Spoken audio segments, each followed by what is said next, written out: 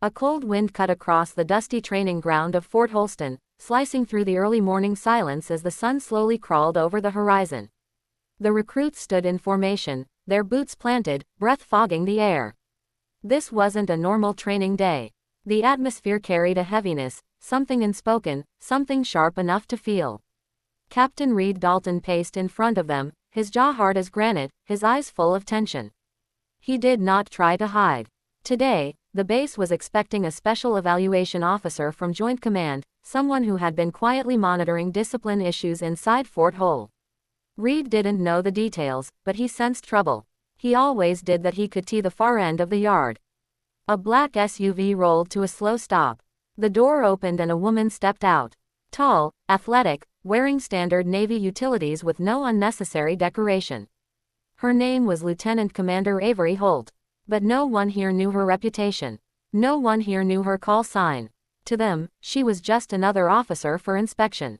But to anyone in the special warfare community, anyone in the teams, she was Kestrel, a Navy SEAL, one of the few women ever to make it through Btch without a single recycle. The kind of operator whose presence usually made entire rooms fall silent. Before Halston didn't know that.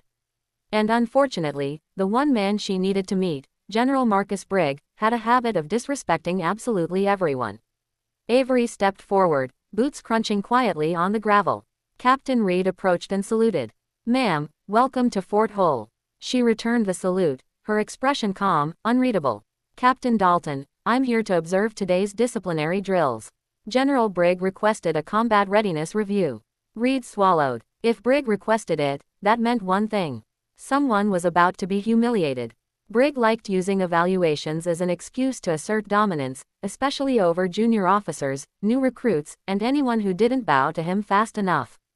Avery stayed composed. "I'd like to see the general as soon as possible." Reed nodded. "Yes, ma'am. I'll take you to him." They walked toward the training hall. The door swung open, revealing General Marcus Brigg, broad-shouldered, late 50s, and with a face hardened by decades of ego more than experience. He looked up and scoffed the moment he saw Avery. "That's the inspector Joint Command sent." His lip curled. "You got to be kidding me. They sent me her." Avery didn't react. "General Brigg, I'm Lieutenant Commander Holt. Here per your request." Brigg stepped closer, towering over her, trying to intimidate her with sheer bulk. "I asked for someone who actually knows combat, not a paper pusher." Reed opened his mouth, but Avery subtly lifted a hand to stop him. "I assure you, General," she said evenly.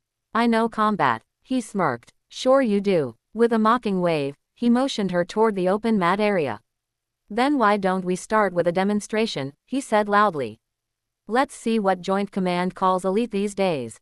Reed's stomach twisted. Brigg wasn't just arrogant. He was dangerous. He often staged tests to embarrass officers he didn't like. Avery stepped onto the mat. "I'm here to observe the recruits." She reminded him not to spar. Brigg raised his voice. "You're in my house, Lieutenant Commander. If you want to observe my soldiers, you follow my rules." A few recruits looked away awkwardly. They'd seen this before. Avery exhaled slowly. "If this is required for evaluation, then I'll comply." She removed her utility jacket, revealing a tight black undershirt and lean, efficient muscle. No rusty buck. Every recruit in the room noticed it. Brigg cracked his knuckles and stepped onto the mat. "This won't take long," he said. Reed wanted to speak, wanted to warn him, but knew better. Anything he said would make things worse. The room formed a circle. Brigg stood across from Avery, bouncing on his heels like he was warming up for a boxing match. Avery simply planted her feet, hands loose, stance relaxed. "Ready," Brigg growled. She gave a single nod. "One more thing," he said loudly, looking around the room. "When I break her, all of you better learn something." Before anyone could register the meaning, Brigg lunged forward, not to spar, but to strike. He slammed his boots sideways into Avery's ribs, full force, yelling as he did, "Get up, you weak Btch." Reed shouted, "General." That wasn't, but what happened next took less than 3 seconds. 0.1 Avery absorbed the kick, rolling with it rather than resisting. Her body moved with controlled precision too. She twisted her torso, hooked Brigg's kicking leg, and spun him off balance with a speed so clean and fast that recruits gasped. 3 as she swept his other leg, pivoted, and in one impossible motion pinned him face down with his arm bent back at an angle that made even seasoned soldiers flinch. Brigg screamed a raw, furious sound. Stop, stop, let go, please stop. A Navy SEAL didn't need more than a second to dominate an untrained attacker. Avery could break his arm, dislocate his shoulder, or choke him out if she wanted to. Instead, she applied just enough pressure to immobilize him. General, she said quietly, voice steady but cold. Say release and I will let go. Brigg groaned humiliated. Release, release. Avery let him go and stepped back. The room was dead silent. Recruits stared. Reed looked stunned but relieved. Brigg scrambled his feet, face red, chest heaving. He looked at Avery with pure hatred, but also fear. You attacked a superior officer, he shouted. Avery didn't blink. You initiated the attack. Every camera in this hall recorded it, and your kick was not part of any approved military evaluation. Brigg's face twisted. You, Avery stepped forward just enough to make him involuntarily flinch. General Brigg, she said clearly, this base is under immediate review for misconduct and abusive leadership. Effective now. Reed felt every recruit in the hall exhale at once. Some even smiled discreetly. Brigg sputtered, you don't have the authority. I have full authority, Avery replied. Your name has been flagged in 4 separate complaints filed by your own officers. The color drained from Brigg's face. Avery continued, your pattern of behavior is consistent. Unprovoked violence, targeted humiliation, and misuse of rank. You kicked an officer today with intent to injure. Joint Command will see that footage. Brigg took a step back. Please, please don't do this, he whispered, voice cracking. You don't understand. If this gets out, my career, my pension, everything. Avery stayed expressionless. You should have considered that before calling me a weak Btch and kicking me. He sank to his knees, breathing hard. Please, LT Commander, I'm begging you. Don't ruin me. The recruits couldn't believe what they were seeing. The base's feared general, literally begging. Avery glanced at Reed. Captain Dalton, she said, you'll take command of Fort Halston until further notice. I'll file the initial report. Reed nodded sharply. Yes, ma'am. She turned a break. You'll be removed from this base today. You will surrender your credentials, weapon, and all operational authority. You're not to interact with any active personnel. Brigg's voice was barely a whisper. Just please. Avery didn't answer him. She simply walked past him, collected her jacket, and addressed the recruits. You deserve leadership that protects you, not leadership that harms you. That begins today. For a moment, the entire hall was silent. Then a young recruit named Mason Hayes stepped forward, eyes bright with respect. Ma'am, who are you? Avery glanced back. My name is Lieutenant Commander Avery Holt. She paused, but most people call me Kestrel. A wave of whispers spread through the room.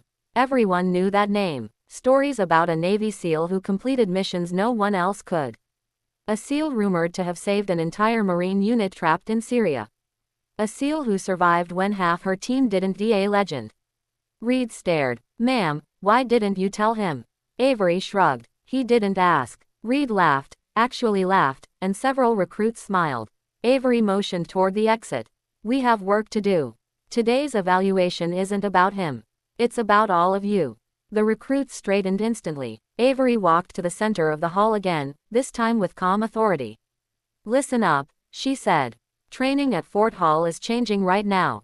From today on, every one of you will learn discipline, respect, and real combat skills, not fear, not humiliation. Reed stepped beside her. If you want to be great soldiers, this is your chance, Avery added. And before we begin, one more thing. She looked directly at the camera above the mat, because she knew her message would be clipped, shared, and eventually seen all over the world to everyone watching, including those online. The channel is called Grow for Justice. Her voice softened, but held power. If you believe in standing up to abuse, injustice, and corruption, then hit subscribe, share your voice, and tell me where are you watching from. Drop it in the comments. Recruits around her exchanged impressed looks.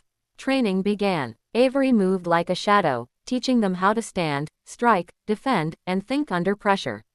She corrected their form gently, encouraged them, built them up. Everything Brigg never did. Hours passed by midday. The atmosphere of Fort Halston felt different, lighter, energized. Brigg was escorted off base by military police. Avery submitted her preliminary report, and for the first time in years, the soldiers felt like they had a leader they could trust. When the sun began to set, Reed approached her. "Ma'am," he said, "you saved this place today." Avery shook her head. "No, they saved themselves. I just gave them permission to believe they could." He smiled. "Still hell of a day." Avery looked toward the training ground where recruits were still practicing the techniques. She showed them. "Tomorrow," she said, "we start again. Real soldiers aren't built in a day." She took a long breath. The cold wind blew once more, brushing her face, carrying with it the feeling of change. Fort Halston would never be the same. And neither would anyone who witnessed what happened in that hall. Because they all learned something important. A woman doesn't need to prove strength to someone who is afraid of it. And anyone who tries to break her will end up begging for mercy, just like General Marcus Brigg.